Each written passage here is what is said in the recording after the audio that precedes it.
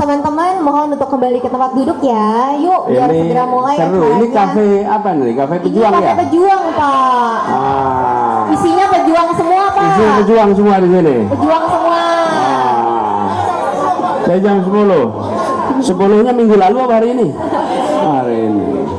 Jadi saya bersenang sekali tadi pagi sebelum mulai ya. Yes, saya Pak. cerita sedikit. Saya tadi pagi mendarat di sini. Lalu jangan.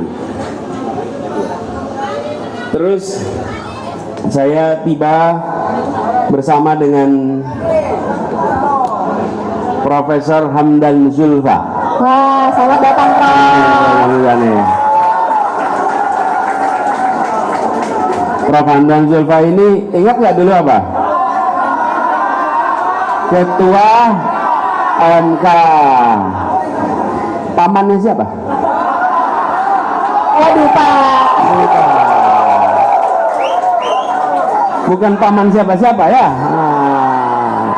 Nih ya, Ketua MK yang lulus dengan baik. Makasih Hamdan. Saya juga bersama dengan Ibu Nihayatul Wafiro. Nah ini dia Bu Nini. Ini tokoh perempuan dari Partai Kebangkitan Bangsa.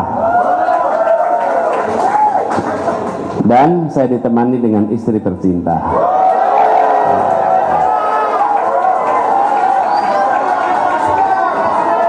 Ya, biar nanti kalau terdesak-desak saya lapor istri. Nah, terus begitu tiba, saya dijemput teman lama. Waktu itu saya aktif di pergerakan mahasiswa. Saya jadi ketua Senat Mahasiswa UGM. Dan kawan saya ini adalah ketua Senat Mahasiswa UI. Namanya Zulkifli Mansah.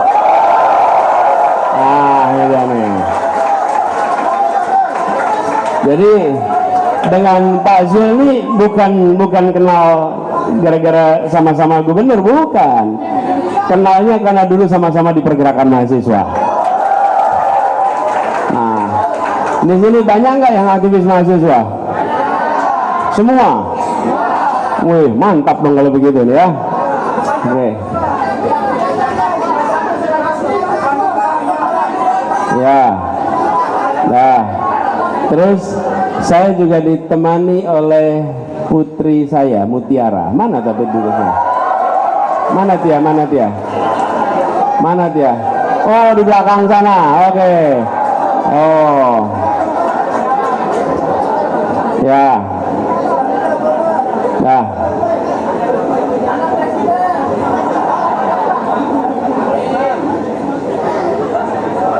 Pokoknya segala sesuatu yang baik kita amin aja dulu. Betul ya? Jadi kalau mudah-mudahan NTB makin maju, amin. Indonesia adil makmur, amin. Indonesia ada perubahan, amin. Ya. Pak Anies, ada yang nanya tadi, kenapa anaknya kok nggak dapat kursi Pak? Kenapa? Kenapa kok anaknya nggak dapat kursi? Oh, iya.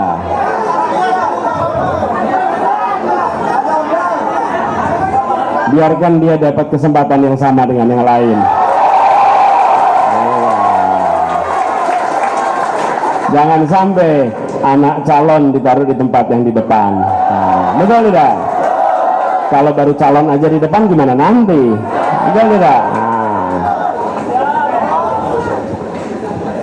Oke, silakan duduk. Kita mulai. Boleh. Pak Anies, sebelum saya mulai, sorry ya Pak ya, kalau saya mau tanya, di TikTok saya itu setelah debat capres ramai banget dengan Wakanda No More, Indonesia Forever. Mungkin ada ibu-ibu atau bapak-bapak yang belum tahu makna di balik kalimat tersebut nih Pak. Mungkin boleh Pak dijelaskan singkat?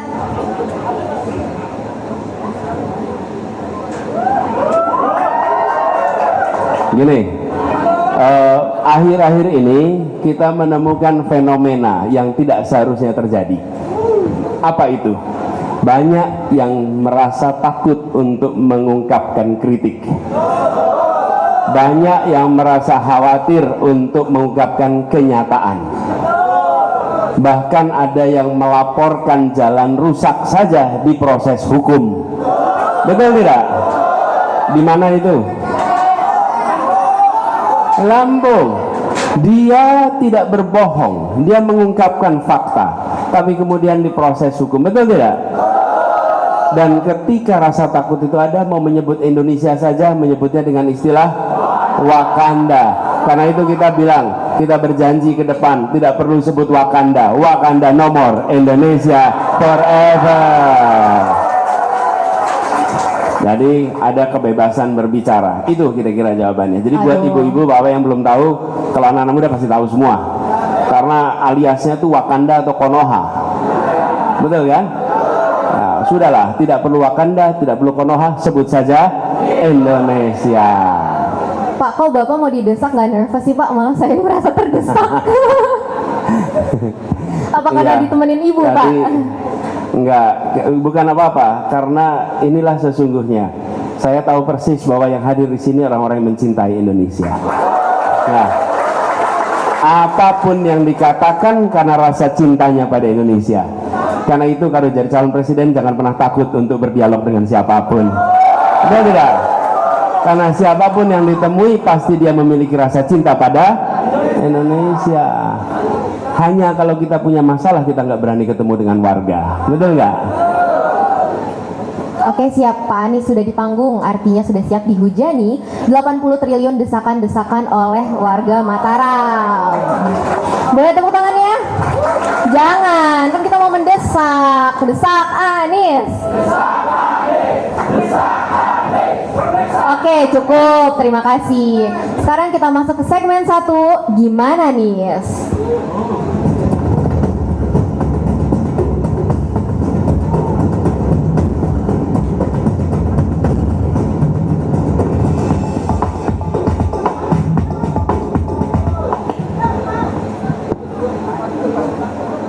Oke Pak, jadi di segmen pertama ini Bapak akan ditanyakan seputar isu lokal yang juga relevan dengan isu nasional. Nanti akan ada di layar sebelah sini pertanyaannya. Oke, pertanyaan pertama.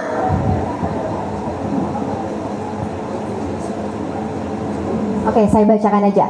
Di Lombok ini banyak pembangunan infrastruktur, salah satunya pembangunan sirkuit Mandalika. Namun ironisnya Pak, indeks pembangunan manusia di Lombok ini berada di urutan ke-6 se-Indonesia dan angka buta huruf tertinggi kedua se-Indonesia. Bahkan angka stuntingnya masih sangat tinggi Pak.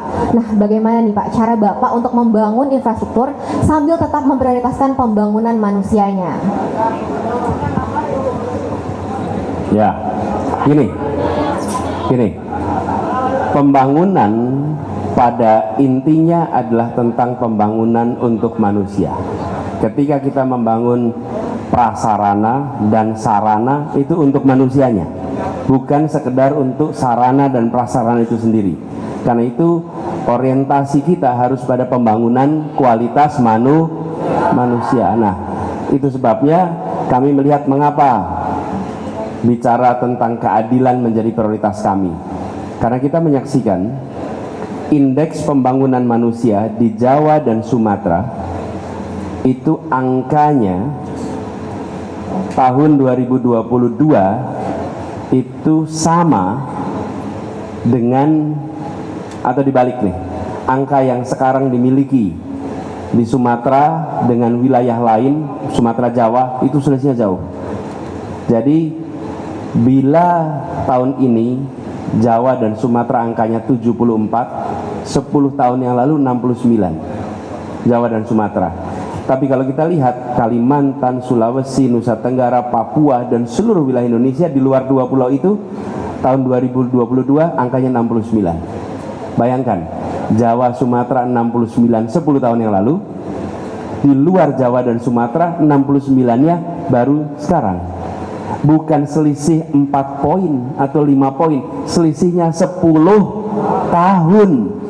Kadang-kadang kita melihat, oh angkanya selisihnya 5 angka, bukan soal 5 poin, tapi masalahnya selisihnya 10 tahun. Angka yang hari ini ada di Nusa Tenggara, angka yang hari ini ada di Sulawesi, adalah angka yang 10 tahun lalu ada di Jawa dan Sumatera. Artinya apa? Selama ini pemerintah pusat tidak memberikan perhatian yang cukup untuk mendukung pembangunan kualitas manusia di semua tempat di Indonesia. Itu yang mau kita ubah. Jadi pembangunan sarana prasarana itu penting, ya perlu diteruskan, tapi jangan melupakan kualitas manusia. Dan artinya apa itu? 3 unsurnya: kesehatan, pendidikan, harapan hidup. Bila 3 ini diseriusi, insya Allah angka pembangunan manusia kita akan meningkat. Dan begitu IPM-nya meningkat, maka sarana prasarana jadi bermanfaat. Tapi kalau sarana prasarananya disiapkan, tapi manusianya tidak pernah dikembangkan, maka itu menjadi proyek yang bisa mubazir. Itu sebabnya orientasi kita pada pembangunan manusia, dan insya Allah termasuk di NTB ini, gitu ya. Oke Pak, waktunya pas banget, Bapak nggak korupsi waktu ya, padahal saya belum jelasin. Jadi Pak, pertanyaannya nanti akan Waktu Bapak saya jawab. berapa menit? 2 menit Pak. 2 menit, siap. 2 menit, ya. Siap. Oke, next pertanyaannya adalah, boleh dibantu? Oke, apa yang akan Bapak lakukan untuk para pekerjaan migran Indonesia? Boleh Pak dijawab? Ya, NTB ini salah satu provinsi dengan jumlah pekerja migran yang paling banyak, betul ya? Betul. Beberapa bulan yang lalu saya ke Malaysia, bertemu dengan para pekerja migran, dan ketika bertemu dengan mereka menyampaikan persoalan-persoalan yang ada, termasuk saya ketemu dari NTB di sana itu. Apa yang mereka sampaikan? Pak, sesungguhnya kami ini tidak ingin bekerja di sini. Bila ada pekerjaan di Indonesia, kami ingin pulang ke Indonesia. Itu yang mereka katakan. Jadi ini 2 hal. Satu, dalam jangka panjang kita harus menambah lapangan pekerjaan. Karena dengan adanya lapangan pekerjaan itu, maka mereka tidak harus pergi jauh. Itu satu. Yang kedua, sebelum itu semua tercapai, maka pekerja migran ini harus mendapatkan bekal. Bekalnya apa? Nomor 1, perlindungan yang baik. Itu ketika sudah berada di negeri orang, tidak ada perlindungan, itu penderitaan yang luar biasa. Karena tidak ada yang bisa melindungi kecuali mereka dilindungi oleh negara. Nomor 1 itu perlindungan. Yang kedua, mereka harus punya bekal keterampilan yang cukup sehingga ketika berada di tempat mereka bekerja, mereka bisa mendapatkan pekerjaan yang layak, pekerjaan yang bagus. Yang ketiga, kita harus pastikan bahwa kantor-kantor perwakilan Indonesia di tempat banyak pekerja migran punya cukup staf untuk melayani pekerja migran. Karena ketika mereka membutuhkan pertolongan, mereka tidak bisa pergi kemana-mana kecuali kepada perwakilan kita. Karena itu harus ada penambahan sehingga mereka bisa bekerja dengan baik. Yang tidak kalah penting, perlindungan ketika mereka pulang ke Indonesia. Banyak sekali kita temukan di bandara, mereka menjadi korban dari berbagai macam pribadi-pribadi jahat yang ada di tempat itu, yang kira-kiranya apa? Memanfaatkan kedatangan orang-orang yang baru datang. Perlindungan itu harus kita kerjakan. Kenapa? Karena kita harus sampaikan kepada para pekerja migran ini ucapan terima kasih, karena mereka telah mengirimkan begitu banyak dana untuk keluarganya di Indonesia yang membantu menggerakkan perekonomian. Yang kita harus imbangi adalah perlindungan kepada mereka. Jangan mereka kemudian menjadi korban, padahal mereka sesungguhnya telah menjadi pahlawan bagi keluarga-keluarganya. Gitu. Aduh, jago banget tata kata ya, pantesan Bu Ferry jatuh hati. Oke Pak, next pertanyaan selanjutnya. Gagasan Amin untuk ketersediaan pangan nasional nih Pak, termasuk ketersediaan pangan untuk NTB.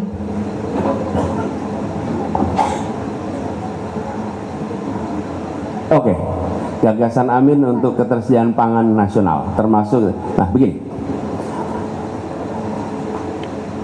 kita akan mendorong kerjasama dengan petani melalui cooperative farming dan melalui contract farming, dan bukan melalui food estate. Ya. Anggaran yang dimiliki negara ketika itu diberikan kepada program seperti food estate, maka dia dipakai oleh korporasi besar. Korporasi besar tidak perlu dana dari pemerintah. Dana dari pemerintah harusnya diberikan kepada siapa? Petani. Mengapa petani? Satu, mereka yang sudah bergenerasi menghasilkan pangan bagi kita semua. Ini kita semua pangan dari mereka. Dan mereka hidup dengan kondisi ekonomi yang sangat sulit. Begitu anggaran diberikan, programnya cooperative farming. Artinya apa? Para petani ini membentuk koperasi. Dengan membentuk koperasi, mereka akan bisa bercocok tanam di area yang lebih luas. Begitu area yang lebih luas, maka pembagian hasilnya jauh lebih mudah. Yang kedua, kontrak farming. Kontrak farming itu bukan mereka dijadikan pekerja, tapi hasilnya kita kontrak untuk dibeli. Sehingga saat mereka menanam, mereka tahu bahwa hasil nanti panennya sudah ada pembelinya. Dengan ada harga yang disebut sebagai harga dasar dan harga atas, sehingga mereka punya kepastian. Hari ini petani sambil nanam, sambil mereka tidak tahu nanti harga gabahnya berapa. Dan ini bukan rencana, ini sudah kami kerjakan di Jakarta dan akan kita teruskan di level nasional. Oke? Jadi dengan adanya kontrak seperti itu, petaninya tenang karena sudah ada pembelinya dengan harga yang jelas, dan karena ada kontrak mereka bisa kredit alat-alat pertanian. Mereka bisa menggunakan ini untuk kebutuhan mereka, mencari kalau perlu ada pinjaman, mereka bisa mendapatkan pinjaman. Kira-kira dengan cara begitu, dana negara bukan untuk korporasi besar, tapi dana negara untuk para petani kebanyakan supaya mereka bisa beroperasi. Oke Pak, terima kasih Pak. Masih semangat atau getar dikit? Semangat dong. Masih semangat. Semangat, semangat. Kalau lemes mau saya persilakan untuk goyang Pak, joget.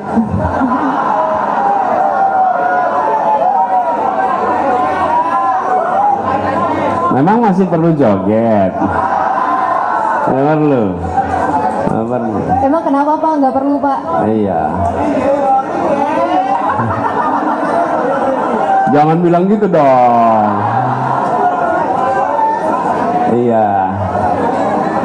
Ginilah. Kalau gagasan ada, ide ada, rencana ada, maka tak perlu banyak berjoget. Iya. Waduh, saya di ulti nih. Oke Pak, siap. Kita masuk ke segmen 2. Jawab nih.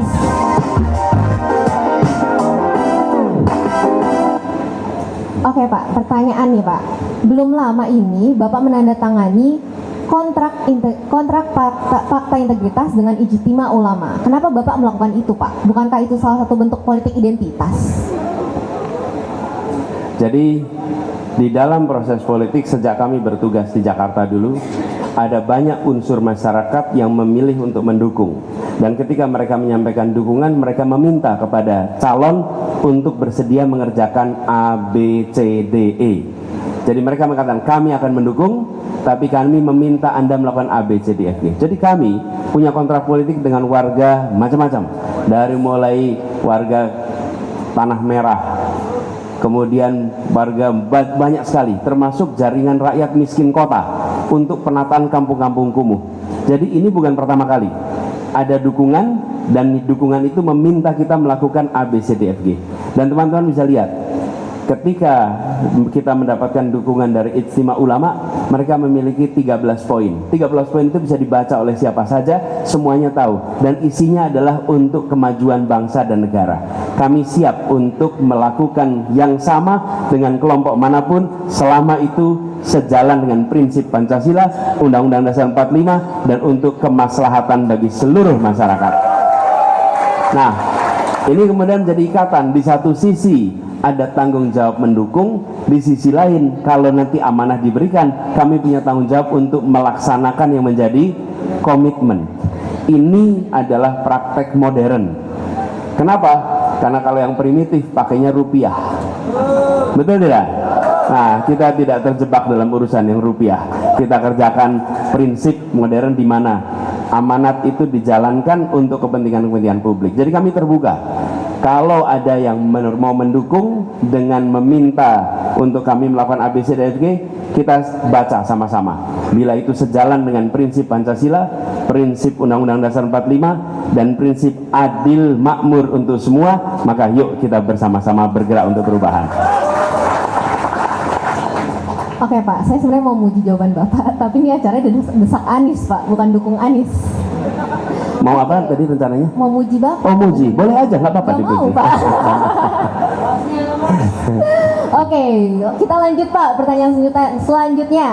Sekarang ini Pak banyak kritik, katanya menteri-menteri sering punya konflik kepentingan atau konflik of interest.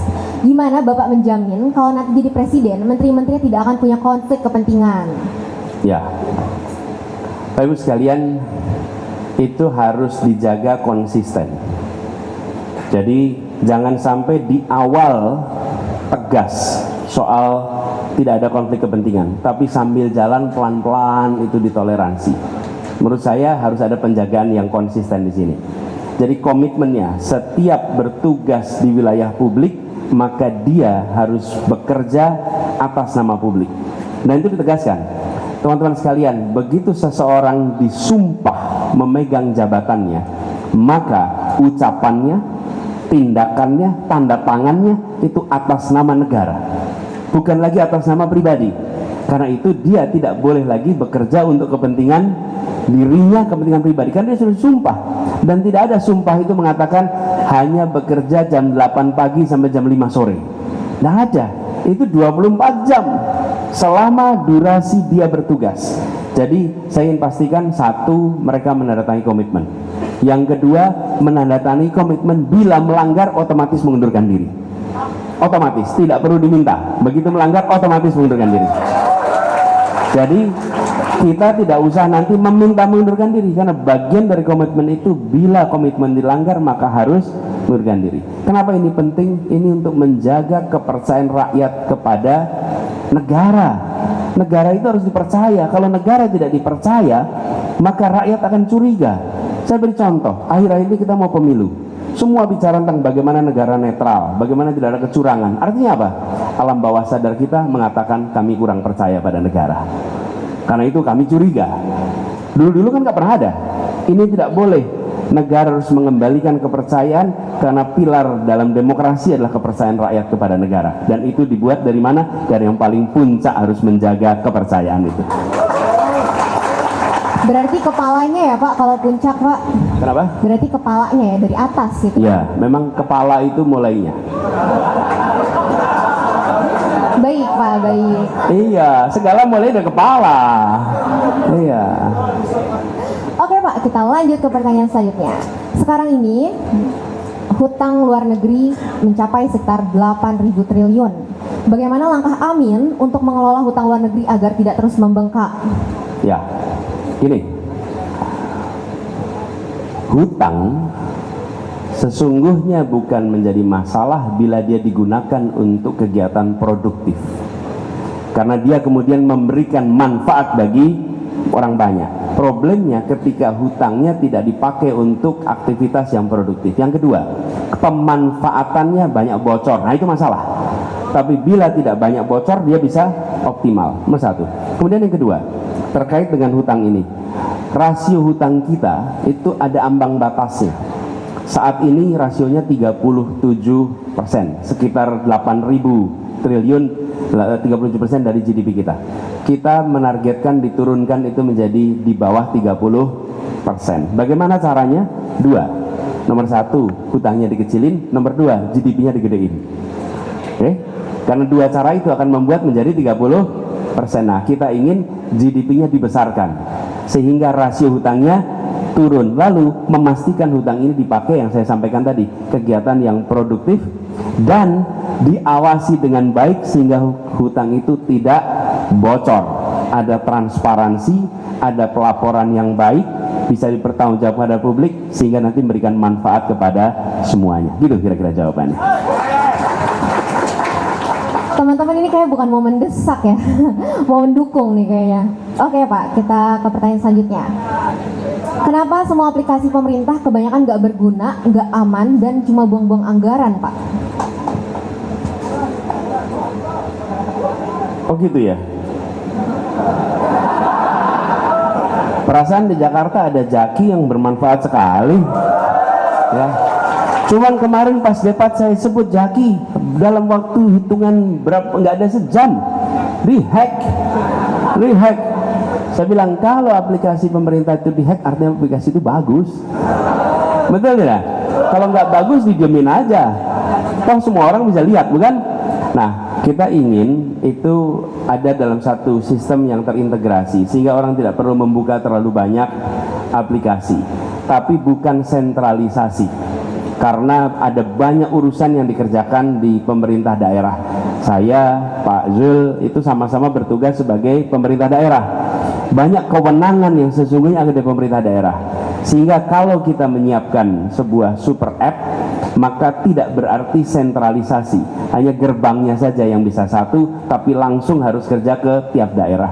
Karena jangan sampai adanya aplikasi yang banyak itu kemudian merepotkan, tapi jangan sampai juga dikumpulkan berakhir pada sentralisasi. Tetap harus ada otonomi pada pemerintah daerah untuk mengeksekusi. Jadi kalau ada jalan rusak bukan kemudian diambil alih oleh pusat, tapi dipastikan pemerintah daerah mengkoreksi dengan baik. Itu kira-kira jawabannya. Makasih. Siap Pak. Next ya Pak. Pertanyaan selanjutnya, saat di debat, waduh debat nih Pak, siap Pak? Saat di debat, Bapak bertanya soal bagaimana perasaan Pak Prabowo terkait batasan usia capres-cawapres. Padahal kan itu sudah jadi putusan MK Pak, sudah ada sidang etiknya juga. Kenapa sih Bapak masih nanyain itu? Kenapa nggak move on aja gitu Pak?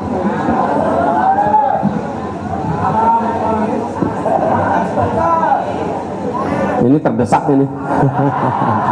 Gini, saya ada bekas ketua MK di sini. Boleh ya, saya minta ketua MK aja jawab ya. Boleh ya. Pak Zul, di sini Pak Zul. Baik ke Pak Zul, Pak Hamdan, Pak Hamdan. Pak Hamdan. Sini.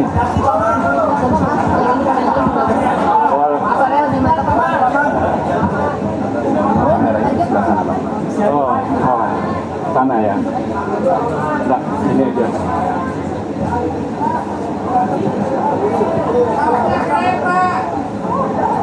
Jadi apa tadi? Kenapa soal itu? Iya. Jadi ini bukan persoalan move on, tidak move on. Tapi ini adalah persoalan bangsa dan persoalan negara. Kita itu tahun 2001 ada TAP MPR. TAP MPR 2001 itu mengenai etika berbangsa dan bernegara. Seluruh pejabat negara, seluruh warga negara, sampai kapanpun itu harus memiliki, mengembangkan dan menghormati etika.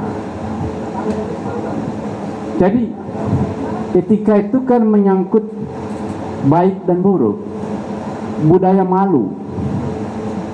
Kalau tidak punya etika, dia tidak punya malu.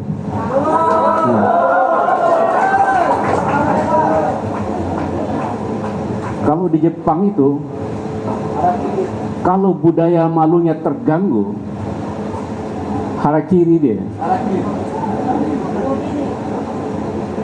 Kalau orang Bugis Makassar, budaya siri.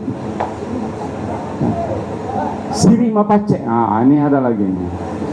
Jadi budaya itu yang memberikan dorongan kepada kita untuk selalu berbuat baik, berbakti kepada bangsa dan negara. Nah, jadi etika harus menjadi pedoman dalam berperilaku, bukan saja hukum. Nah, jadi kalau saya bahas tentang putusan pengadilan itu harus ada 3 dasarnya. Hukumnya benar, etiknya benar, penerimaan sosialnya benar. Legitimasi hukum, legitimasi etik, legitimasi sosial. Itulah hukum yang benar-benar bagus. Kalau hilang salah satunya, maka hukum itu pincang. Yang kemarin itu ya jadi pincang. Karena itu, ini luar biasa nih. Kalau ada pelanggaran etik berat dalam suatu pengadilan, dalam suatu putusan pengadilan, ya, menurut undang-undang ini, undang-undang kekuasaan kehakiman, ya, itu putusan itu harus dianggap tidak sah karena kehilangan landasan etiknya dan harus diproses ulang. Ya. Jadi itulah masalah etik, bukan masalah move on, tidak move on, tapi ketika pejabat pemerintahan atau calon pejabat pemerintahan tidak menghormati atau mengabaikan etik, kita tidak bayangkan bagaimana bangsa kita ke depan. Terima kasih. Jadi tadi Pak Hamdan kalau saya balik garis 3, dia harus benar secara hukum, benar secara etik, dan diterima secara sosial. Jadi kalau yang peristiwa itu dari 3 ini bagaimana?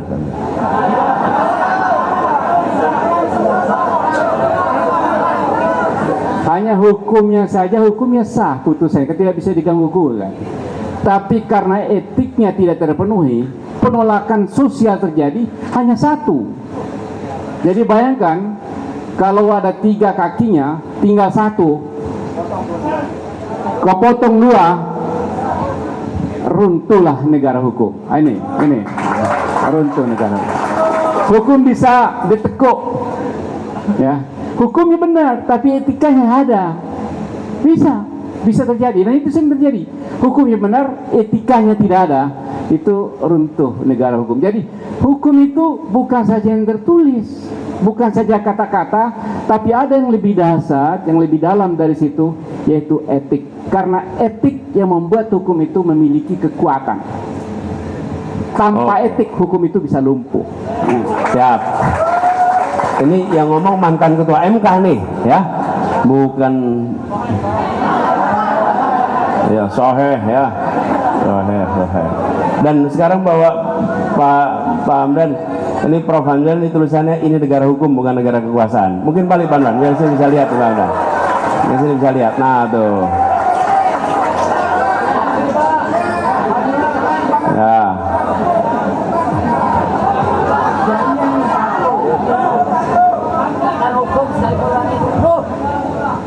Oke, sip. Terima kasih, Pak Hamdan. Terima kasih, saya sudah dibantu menjawab.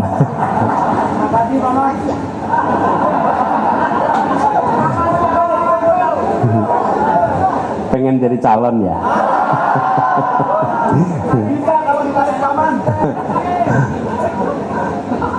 Pak Anies, sebenarnya Ya. segmen 2 udah selesai. Kita Siap. lanjut ke segmen 2. Sekarang apa nih? Dulu Pak. Apa? Tapi kita tahan dulu. Saya boleh ngundang Katia ke depan? Boleh ya teman-teman Ya. ya. Kita undang Pak Mutiara Baswedan. Tepuk tangan yang meriah.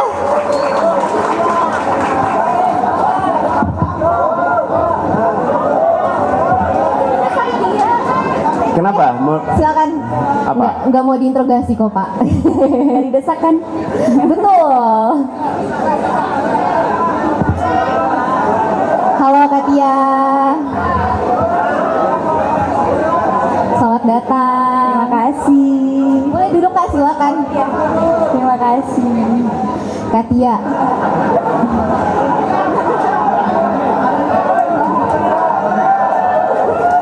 Wah, Katia banyak nih fansnya. Tapi ini pertama kali Kak datang ke NTB. Sebelumnya pernah. Oh. Untuk beberapa kali liburan ya, Bah, waktu itu. Oke, aku mau tanya nih Kak, beberapa pertanyaan aja sih. Beban gak sih Kak jadi anak Capres atau malah enak karena bisa menikmati ragam privilege? Sebenarnya kan sekarang Abah ini capres ya, bukan pejabat juga. Dan ketika Abah menjabat pun, aku tetap harus melewati proses-proses seperti teman-teman lainnya. Contohnya, waktu itu daftar kuliah ya, Bah. Udah agak pede dapat undangan. Ternyata belum beruntung. Jadi ya udah sama Abah disuruh belajar, terus disemangatin. Terus alhamdulillah lolos lewat jalur tes. Bukan.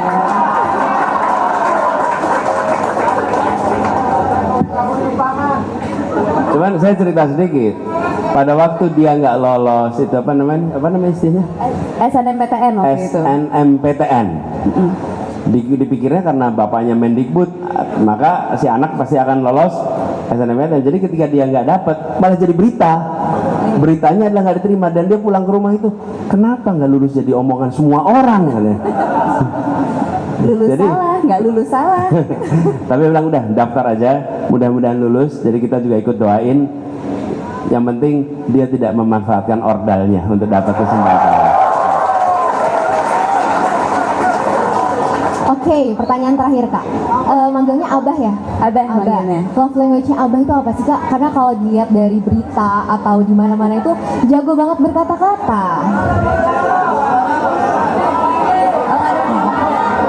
Boleh cerita nggak love language-nya Abah? Karena kalau dilihat dari sosial media Abah ini kayaknya jago banget berkata-kata.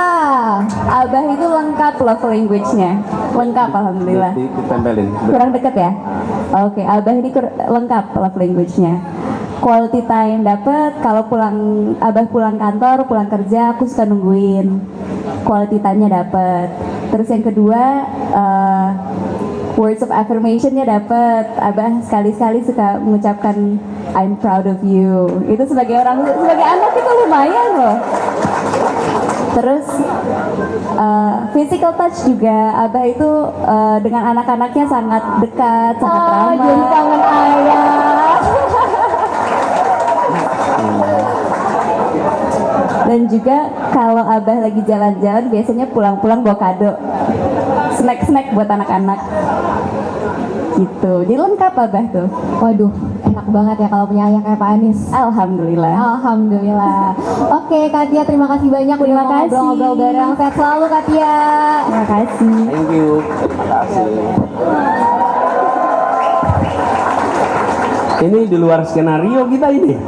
Tapi emang nggak punya skenario sih. Pokoknya kalau datang ke acara desa itu, di acara desa itu begitu turun sampai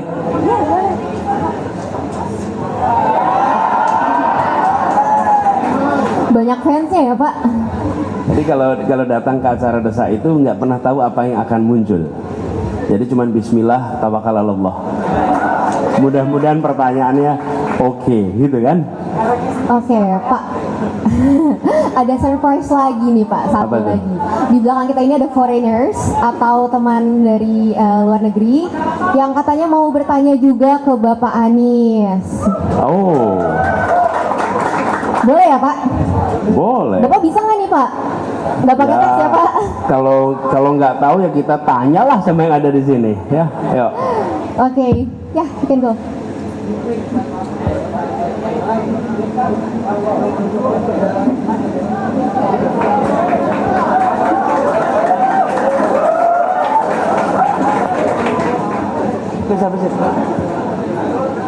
Hello, sir.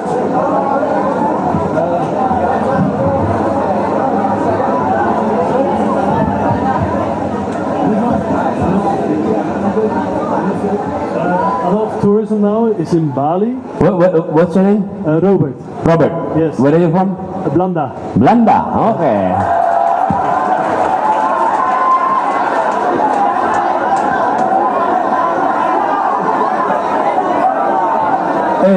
Ini turis kita hormati. Ayo, A lot of tourism now is in Bali. A lot of tourism now is in Bali. Okay. Do you want to get it to more to Lombok or to Sumbawa or other islands? Do you? Now, can you put your microphone closer? Yes. You hear me better? Yes, I can hear better now. Okay. You have a question or not? No, can you repeat? The tourism now is a lot of in Bali, and do you want to get the tourism more to Lombok, Sumbawa, or other islands? Sure. Yes. Yes, you would like to do that. No, you don't want to do that. No, that's not my. Like, do you have an idea? Okay, sure. Is that your question? Yes. Okay, sure.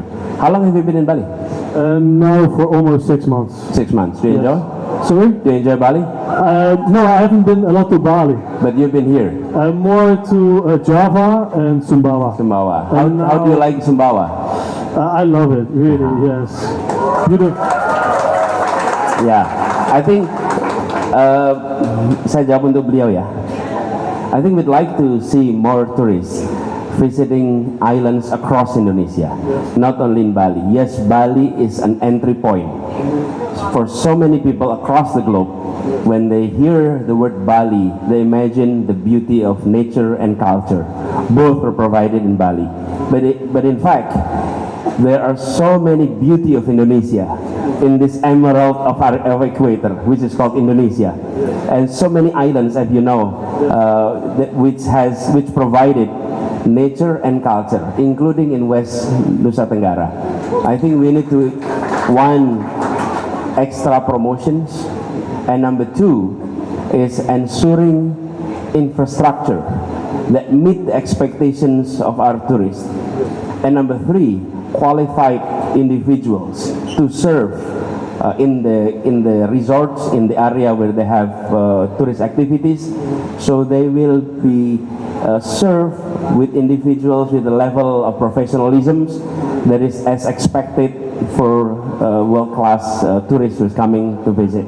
So those are some of the approach that we can do to ensure that we have more tourists. And let's not forget, Indonesians themselves can be tourists in Indonesia. We have domestic tourists, and domestic tourists we can also encourage, so that they're not only visiting Bali, but also visiting the rest of Indonesia. Thank you. Nggak perlu diterjemahin kan? Thank you, Robert. Thank you.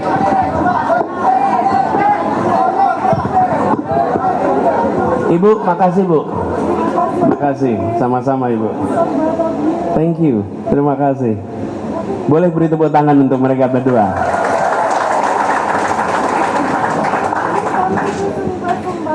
Insya Allah. Sumbawa Barat ya. Dia bilang kalau bisa nanti berkunjung ke Sumbawa Barat. Gitu. Ada yang dari Sumbawa nggak di sini? Ada ya, oke, siap. Yuk. Oke Pak, cukup kali ya Pak bincang-bincangnya. Kita langsung masuk ke segmen 3, Tanyain Anies.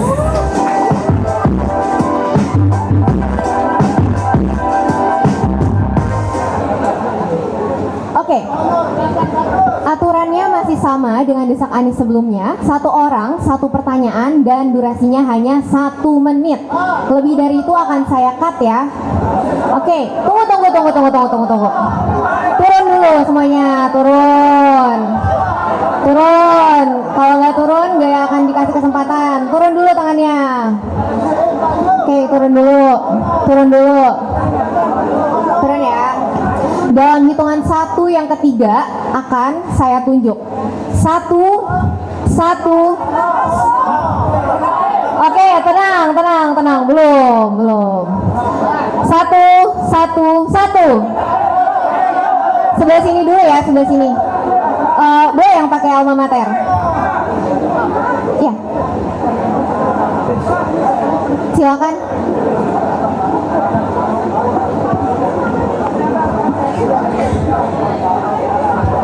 Tes 1, 2, 3.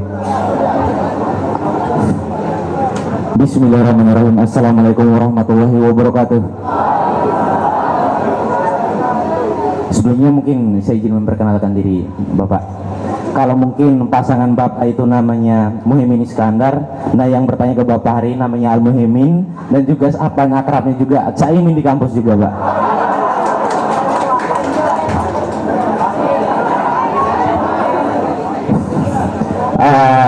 Saya berasal dari kampus Politeknik Medika Farma Husada Mataram dan sekarang menjabat sebagai Presiden Mahasiswa Politeknik Medika Farma Husada Mataram. Jadi saya ingin mempertanyakan Pak, mungkin langsung kepada poinnya langsung. Kemarin mungkin pada saat debat kandidat Capres kemarin yang pertama menyinggung terkait dengan permasalahan IKN. Nah mungkin Bapak telah menghadirkan tuh beberapa gagasan terkait dengan solusi terhadap IKN ini sendiri. Kemudian yang selanjutnya mungkin saya langsung kepada poinnya. Kalau dilihat-lihat barang ini kayaknya agak sensi untuk Pak Anies itu sendiri terhadap penilaian Bapak terhadap IKN.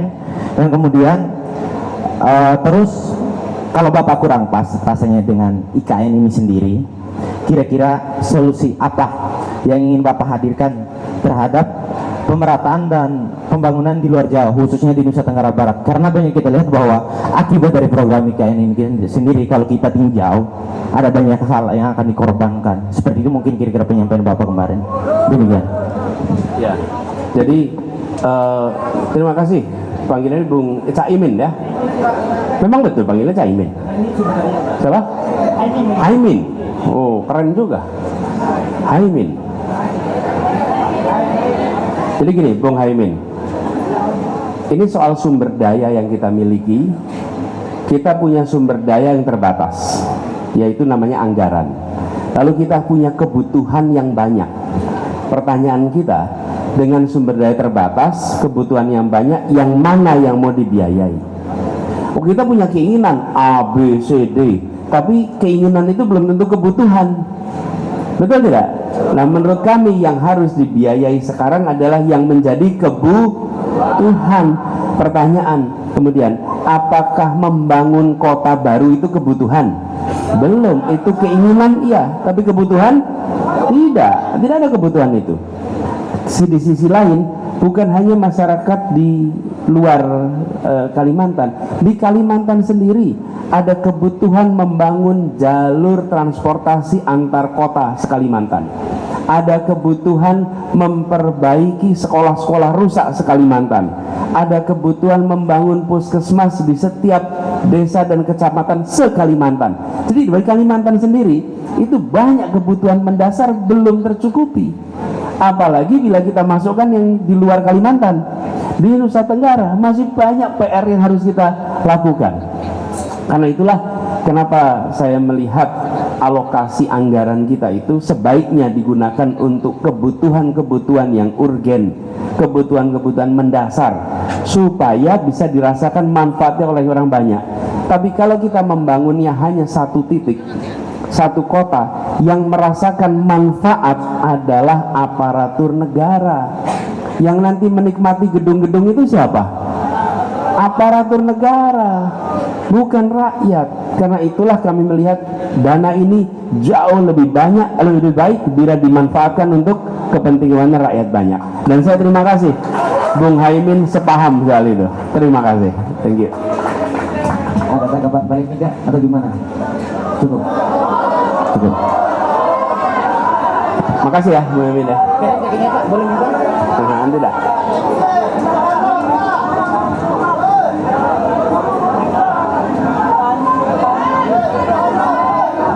Gini, biar adil kan tadi udah. Teman-teman boleh tenang dulu, bantu ya, dibantu. Oke, biar adil karena tadi saya udah milih, sekarang gantian Pak Anies yang pilih. Oke. Rifka yang pilih. Oke, siapa? Perwakilan perempuan ya, teman perempuan. Sebentar, boleh turun dulu. Boleh turun dulu, aku hitung ya, aku hitung.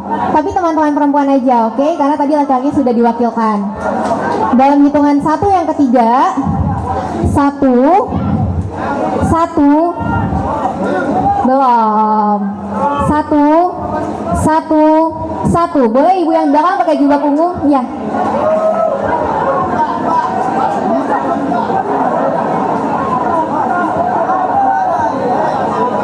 Iya. Oh iya, dapat.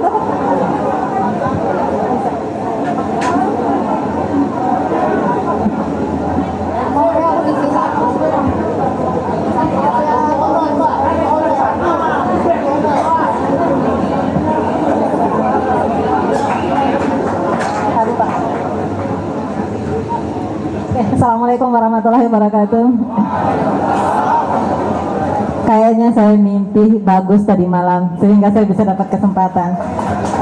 Sudah sering saya berdoa semoga bisa dapat atau ketemu sama Bapak langsung. Amin. Oke, perkenalkan nama saya Armi. Saya dosen di salah satu perguruan tinggi di Mataram, swasta. Oke, mungkin to the point aja Pak. Di NTB saat ini di universitas swasta banyak sekali dosen-dosen itu tidak mendapatkan gaji yang UMR atau standar, jadi di bawah UMR.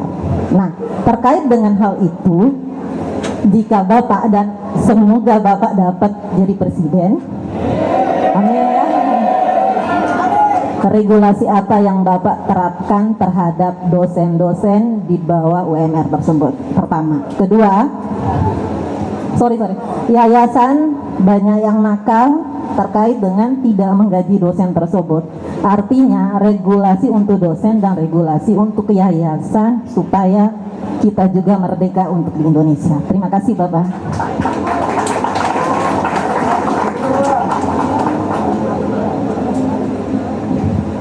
Bu Armi, terima kasih. Ibu dosen, mengajar apa Bu? Akuntansi. Mengajar akuntansi. Alhamdulillah. Gini Bu, jadi di dalam hubungan industrial, hubungan antara pemberi kerja dengan yang bekerja itu ada aturannya.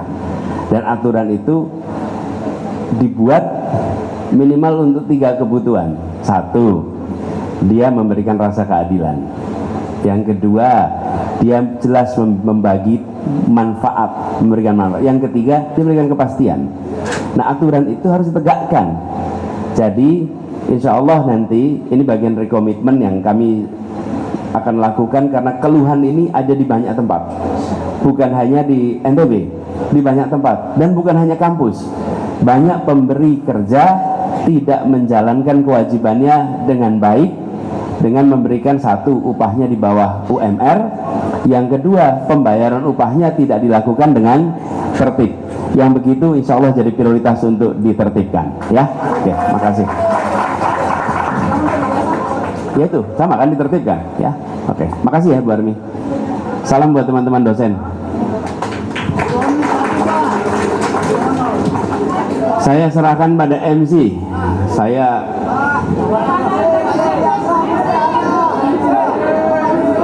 Satu lagi kali ya Pak, terakhir Pak. Oke. Petani. Oke, boleh, silakan. Iya.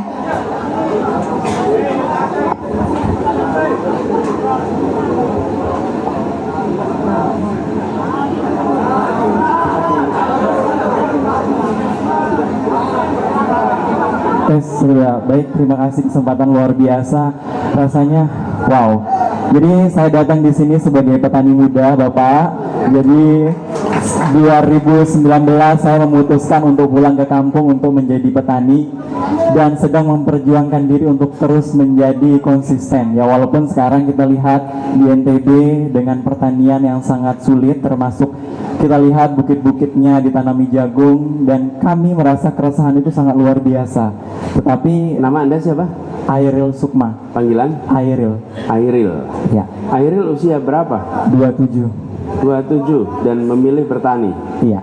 Luar biasa. Kami punya komunitas namanya Bonjor Organik, dan itu memang tugas kita untuk menghasilkan produk pertanian yang sehat rencananya. Mudah-mudahan itu ini. Kebetulan tahun 2020 saya menjadi pemuda pelopor untuk mewakili NTB di bidang pangan. Nah, alhamdulillah dari prestasi ini. Semenitnya habis. Oke, pertanyaannya bagaimana peran pemuda ke depan untuk di bidang pertanian, dan yang terakhir adalah bagaimana mengatasi supaya pertanian ini ramah lingkungan di NTB. Ini pertama soal bagaimana pemuda, sebetulnya Anda yang harus berbagi pengalaman.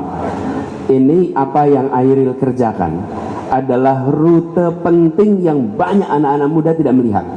Kalau ditanya sektor apa yang sampai kapanpun akan ada, salah satunya adalah sektor pangan.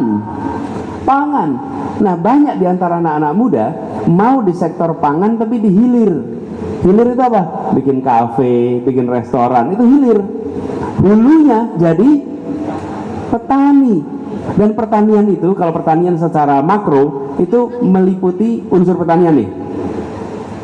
Pertanian itu sendiri, perkebunan, perikanan, kelautan, kehutanan, itu semua adalah pertanian dan itu hulu. Jadi kalau ada anak muda mau ambil sektor yang dalam jangka panjang akan selalu eksis, salah satunya sektor pertanian. Jadi Airil, saya malah salut, dan menurut saya Anda harus promosikan lebih banyak lagi anak-anak seperti Anda nih. 73% dari petani Indonesia berusia di atas 45 tahun. Ya, sehingga kita cuma punya seperempat nih yang usia di bawah itu. Kita akan kekurangan stok petani di masa depan. Kemudian pertanyaannya, apa tugas pemerintah supaya mau anak muda mau ke pertanian?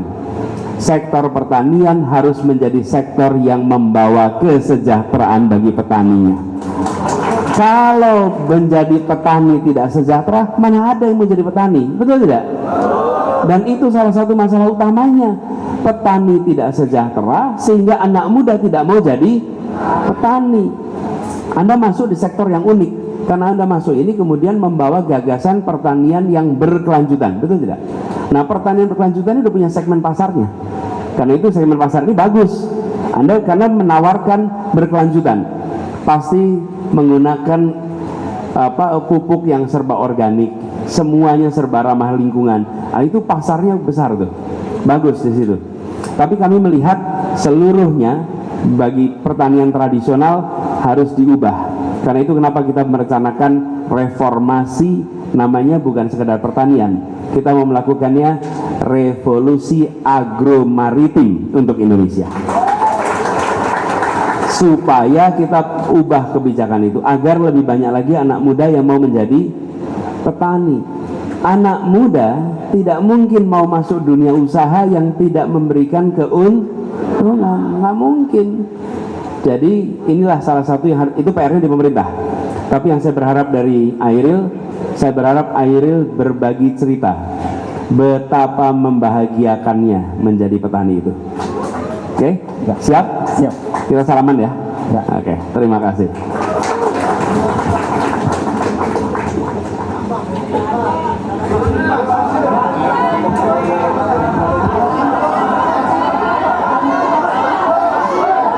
Teman-teman boleh tenang dulu. Kita ngejar waktu ya karena Pak Anies sudah harus kembali lagi nih. Kasih satu lagi nggak apa-apa? Satu lagi boleh. Oke. Perempuan atau laki-laki Pak? Terserah. Boleh yang pakai kemeja hijau ya.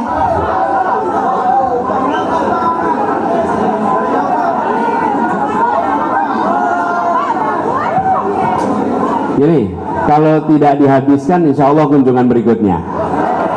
Mudah-mudahan. Cek. Salaman dulu Pak. Oke. Assalamualaikum warahmatullahi wabarakatuh. Nama saya Ramdan Zulfa Pak. Saya bukan paman sih. Saya mahasiswa semester 5 di Fakultas Hukum Universitas Mataram. Baik Pak, ini merupakan kesempatan ketiga bertemu dengan Pak Anies. Sebelumnya saya ketemu di Lombok Tengah di Pondok Pesantren Kamarul Huda Bagus, saya warga sana. Kemudian saya juga ketemu di Jakarta. Saya merupakan perwakilan NTB di acara Bawa Ide. Oke Pak, yang jadi pertanyaan saya Pak, saya coba melihat, kebetulan saya juga pelaku wisata di NTB. Saya membuka data dari Jadesta, Jaringan Desa Wisata. Di sana tercantum 4.790 desa wisata di Indonesia. Kemudian di NTB sendiri terdapat 324 desa wisata. Kalau kita presentasikan itu 50% desa yang ada di NTB itu merupakan desa wisata Pak. 50% desa wisata. Kemudian Gubernur NTB meng-SK-kan 99 desa wisata. Teman-teman pelaku pariwisata, baik itu yang memiliki marketplace, kemudian startup, mereka mempunyai satu keraguan Pak. Apakah program desa wisata ini akan dilanjutkan oleh Bapak nanti jika terpilih? Kemudian jika Bapak terpilih, terobosan apa yang akan Bapak tawarkan dan komitmen apa terhadap desa wisata ini? Karena desa wisata ini sangat dirasakan oleh masyarakat desa Pak. Contohnya apa? Contohnya, saya kebetulan Pak pengelola desa wisata di Bilebante namanya Pak. Kemarin di bulan kemarin ini kita mendapatkan penghargaan dari UNWTO Best Tourism Village. Waktu Mas. Bagaimana Pak komitmen Bapak jika terpilih? Terima kasih Pak.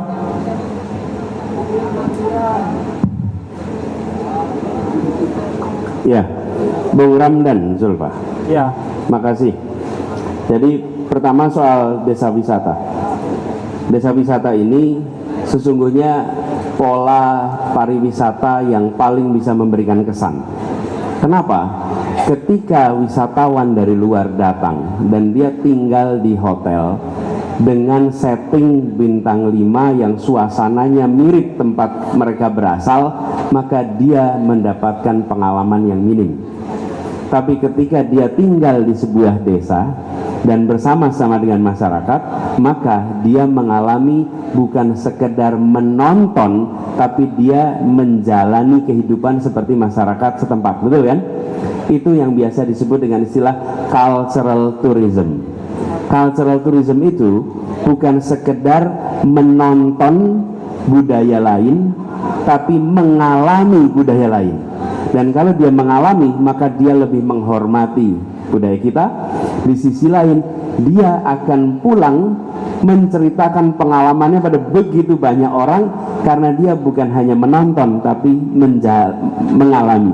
Nah, ini yang membuat kenapa pola cultural tourism ini bagus sekali. Jadi, kalau boleh saya cerita sedikit, saya sudah bicara tentang cultural tourism ini tahun 92. Waktu itu ada World Cultural Tourism Conference dan saya menjadi mahasiswa yang berbicara tentang pentingnya cultural tourism. Oke? Nanti Anda boleh cari artikelnya. Ada artikelnya di situ tentang cultural tourism tahunnya 92, dan ini kenapa saya percaya ini penting? Menjadi pembeda antara datang menonton dan datang mengalami. Nah, jadi apa yang tadi disampaikan Bung Ramdan, kalau dari sisi komitmen pribadi, insya Allah diteruskan. Mas Rizwan, bahkan saya, I'm a believer of cultural tourism sejak tahun 92. Kalau dihitung ke sekarang sudah berapa tahun tuh? Cuman jangan dihitung lah, jadi kelihatan tua nantinya. Anda belum lahir barangkali, belum lahir. Jadi kita setuju sekali, dan Bung Ramdan teruskan itu. Itu sebuah endeavor yang penting sekali, ya, gitu. Oke, makasih. Salam buat teman-teman bawa ide semuanya, oke? Oke, baik teman-teman, cukup ya. Ini begini. Ya, nggak apa-apa dah. Nih guru honor kasih dah. Saya terakhir ya. Oke.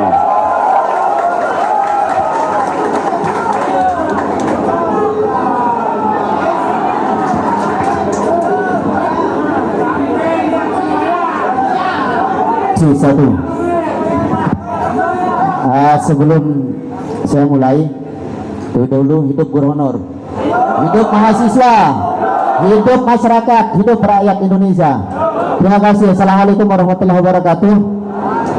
Langsung saja, Bapak Anies Rashid Baswedan.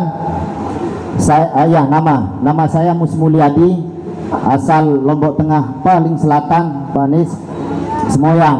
Ya, ada di sini, Semoyang. Kebetulan saya adalah salah satu guru honor, Pak Anies. Saya mengabdi di madrasah itu mulai dari 2009, Pak Anies. Sudah beranjak 14 tahun, belum jadi guru paling gede di 3K, seperti itu, Pak. Ya, yang jadi langsung saja yang jadi pertanyaan saya di sini, Pak Anies, atau himbauan mungkin ini sifatnya, mudah-mudahan Bapak Anies diijabahkan oleh Allah Subhanahu wa taala sebagai presiden dan Caimin sebagai wakil presiden 2024-2029. Kami prihatin yang guru honor ini, Pak Anies. Guru honor ini, mohon maaf, gajinya 1 kali 3 bulan digaji itu 600.000, Pak. 600.000, Pak. 200.000 1 bulan, kurang malah. Ya. Keinginan kami mewakili teman-teman guru honor yang ada di Nusa Tenggara Barat terutama, Pak Anies, supaya kami itu disetarakan sama teman-teman guru yang mengajarnya di sekolah negeri, Pak Anies. Yang sekolah negeri ini, mohon maaf, dia itu bisa P3K, Pak Anies. Kami yang honornya di swasta, yang mengajarnya di sekolah swasta atau di madrasah, tidak bisa di P3K-kan, Pak Anies. Tidak bisa di P3K-kan. Memang itu sudah aturan dari atas. Itu, Pak Anies, tidak bisa itu. Ya, dari pusat. Tidak bisa, tidak tahu aturannya seperti itu, Pak Anies. Aturannya seperti itu. Terkecuali sekolah yang swasta, yang madrasah, yang negeri baru bisa. Yang negeri saja bisa, Pak Anies. Kami yang swasta tidak bisa, Pak Anies. Ya, mohon supaya Bapak Anies ya, didengarkan kami yang guru honor ini Pak Anies, supaya paling tidak satu saja keinginan kami teman-teman, supaya nanti kami yang honornya di sekolah swasta bisa untuk melamar P3K Pak Anies. Mohon maaf Bapak Zulkifli Mansyah, karena beliau sudah ini, kami juga sudah, saya ngomong sama beliau dulu bertanya tapi tak dibawa-bawa ini Bapak gitu Pak Anies. Karena begini, mohon maaf karena di sini sama-sama kami itu mencerdaskan anak bangsa ya, sama-sama kami itu sudah sudah kuliah S1 ya.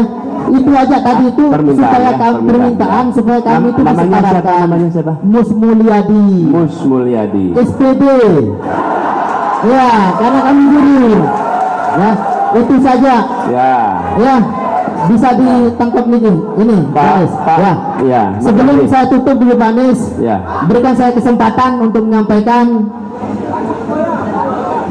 bukan pantun ya, ini yang sering diucapkan oleh Bapak Anies ya, Wakanda no more, Indonesia forever.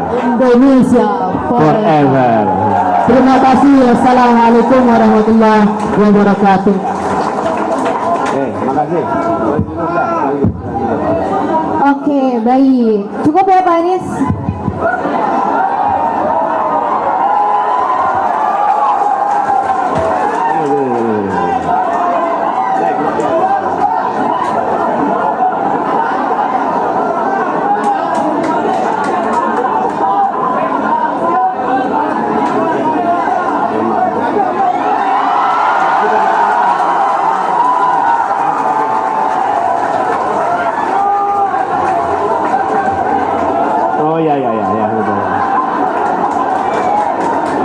Bener-bener ya, jangan sampai ada rugi ya gitu ya. Oke. Gimana Pak? Cukup Pak? Oh keren Ya Pak, mantap. Kenapa? Pak Mus Mulyadi, terima kasih. Pak Mus ini sudah menjadi guru 14 tahun, mengajar dengan gaji yang sangat minim dan tetap mengajar istiqomah. Kita sampaikan terima kasih, insya Allah pada beliau nanti segera dituntaskan statusnya ya. Tapi tepuk tangan dulu buat beliau nih Pak Mus. Ini teman-teman, kita miris ini melihat anggaran tidak ada untuk guru honor, di sisi lain kita alokasikan anggaran begitu besar untuk membangun kota baru. Betul tidak? Itu yang saya sampaikan. Di mana letak prioritas kebutuhan kita? Kita tadi sampaikan, kita ingin membangun kualitas manusia, berarti kita harus memastikan guru bisa fokus mengajar. Syaratnya dia bisa fokus mengajar, pendapatannya harus cukup. Kalau pendapatannya kurang, dia tidak fokus.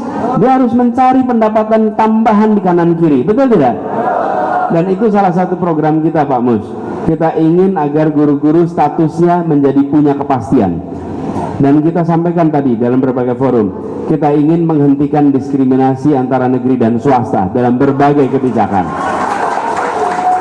Dan perbedaan perlakuan sekolah negeri dan sekolah swasta, sekolah umum dan sekolah agama. Dan ini bukan kewenangannya Pemprov, ini kewenangannya pemerintah pusat. Jadi jangan tanya gubernur, ini pemerintah pusat ini.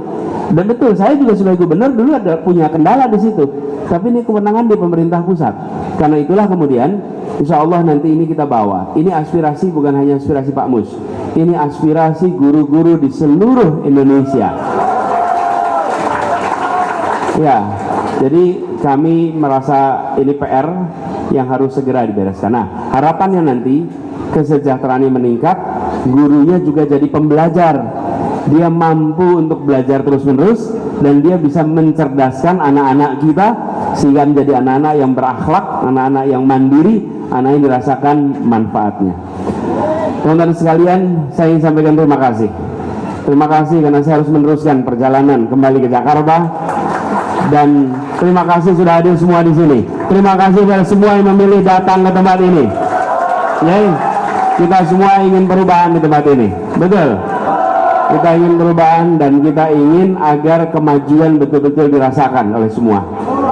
Nah, ini Bapak Ibu sekalian, semua yang tambah satu itu tidak pernah selesai. Oke? Ya, memang begitu. Jadi kita cukupkan di sini. Terima kasih.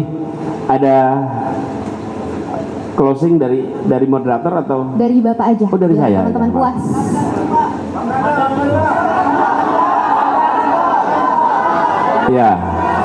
Ya, sebelum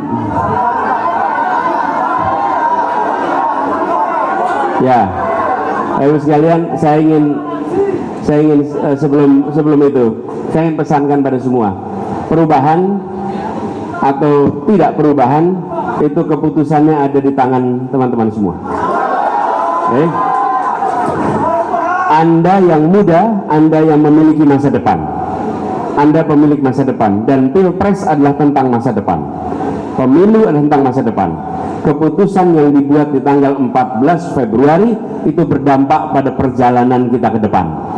Oke? Kita punya banyak masalah. Tapi kita punya sekarang 3 opsi yang tidak bisa ditambah. Cuma 3. Anda harus menentukan pilihan dari 3 ini. Saya tidak minta Anda untuk memilih salah satu. Saya tidak minta Anda milih nomor 1. Tapi saya minta Anda untuk jangan sia-siakan hak pilih yang Anda miliki. Oke? Yang kedua, saya minta kepada Anda untuk menjadi pemilih yang rasional. Rasional itu artinya memperbandingkan. Rasio itu artinya perbandingan. Orang disebut rasional bila dia memilih dengan membandingkan. Dan Anda bebas membandingkan apa saja. Membandingkan cara bicaranya boleh, membandingkan rambutnya boleh, membandingkan apa saja. Tapi saya usul, bandingkan rekam jejaknya. Bandingkan rekam karyanya, bandingkan rekam prestasinya, dan bandingkan rekam gagasannya. Jika kemarin tidak ada gagasan, besok tidak ada gagasan. Bila kemarin belum ada karya, besok juga tidak ada karya. Betul tidak? Apa yang sudah dikerjakan besok adalah prediktor ke depan. Karena itu saya minta kepada teman-teman semua 2 hal. 1, manfaatkan. Yang kedua, jadilah pemilih yang rasional. Dan kemudian sesudah itu Anda tentukan apakah Indonesia jalan di rute sekarang atau Indonesia ambil perubahan. Pilih mana? Perubahan. Kalau perubahan berarti nomor berapa itu? Insya Allah dari NTB perubahan akan berjalan untuk Indonesia. Dan kita bisa bilang nanti Wakanda no more, Indonesia forever. Teman-teman, saya ini pakai jaket. Ya, jaketnya suka nggak jaketnya? Suka. Bentar, belum. Saya mau tunjukin yang bikin jaket saya. Belum apa-apa, saya. Saya mau tunjukin. Ciki Fauzi. Panggil. Ini yang bikin jaketnya nih. Ciki Fauzi ini putrinya Ikang Fauzi dan Mbak Marisa Haq, ya. Beliau yang bikin nih. Oke. Nah, tapi gini, saya mau kasihin jaket ini. Boleh kan? Boleh. Gini. Jangan dilempar, nanti kayak yang satunya. Betul nggak? Iya. Saya mau tanda tangani dulu ya.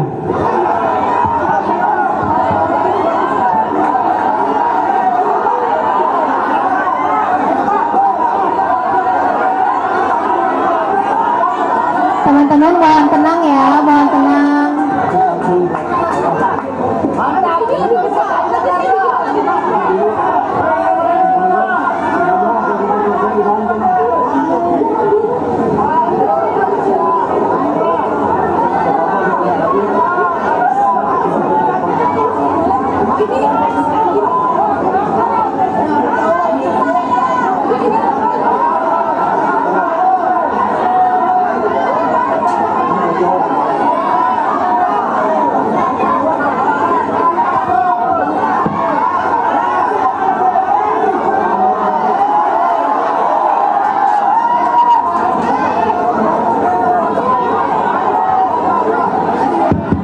Oke, sebelumnya gini. Jadi yang bikin jaket ini ibunya namanya Marisaha. Nah, bapaknya namanya Ikang Fauzi. Dulu wakil gubernur saya di Banten. Nah. Jadi ada satu buat cowok, satu buat cewek ya, Mas Anies ya.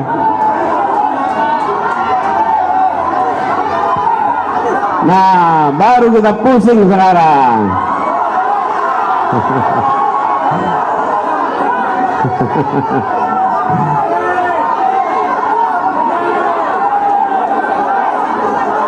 Gimana cara baginya tuh Pak?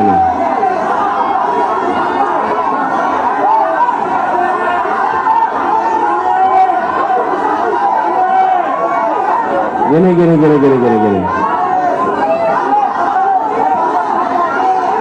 Teman-teman harap tenang dulu ya. Oh. Ini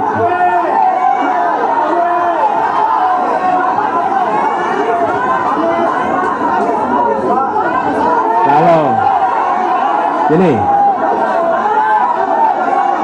harus sekalian,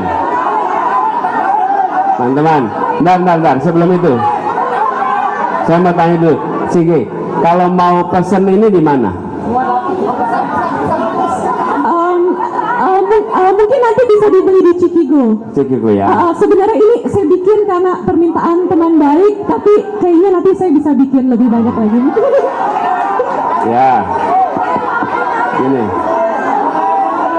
Pak Zul, ini kalau kita semua kita kepengen ya. Tapi gini, kalau boleh saya usul ya, saya usul nih. Saya merasa ini yang kami terima ini, saya ingin berikan kepada guru yang belum diangkat. Boleh ya? Boleh ya, sini Pak Guru. Nah.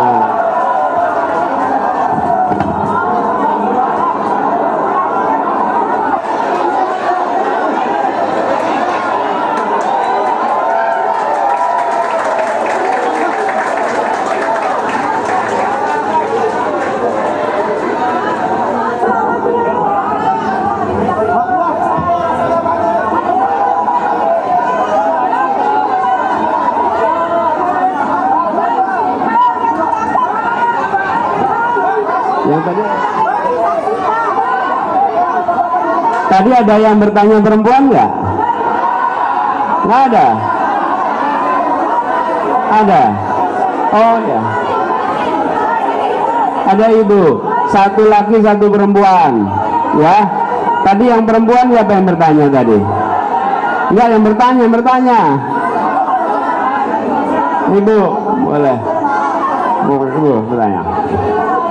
Ya, nah ini kita kasihan pada lagi-lagi yang dapat ternyata adalah dua pribadi yang mencerdaskan anak bangsa tapi belum mendapatkan penghargaan yang setara, betul tidak? Yang satu guru honorer 14 tahun dia diangkat, yang satu dosen yang tidak mendapatkan haknya dengan baik, betul? Ikhlas ya diberikan pada mereka. Ikhlas ya, ikhlas. Insyaallah. Ibu, mari Bu. Kita berikan kepada dua pribadi yang mewakili. Teman-teman semua. Sebentar. Rata-rata yang di sini pernah sekolah bukan? Pernah kuliah bukan? Di balik kuliah Anda ada jasa guru. Betul tidak? Dan dia ini yang sekarang menerima adalah mereka yang berjasa atas pendidikan di NTB. Oke? Makasih. Insya Allah ini adil ya. Teman-teman semua NTB, terima kasih NTB. Terima kasih NTB. Insya Allah kita jumpa lagi. Dan mari sama-sama pastikan perubahan terjadi di NTB.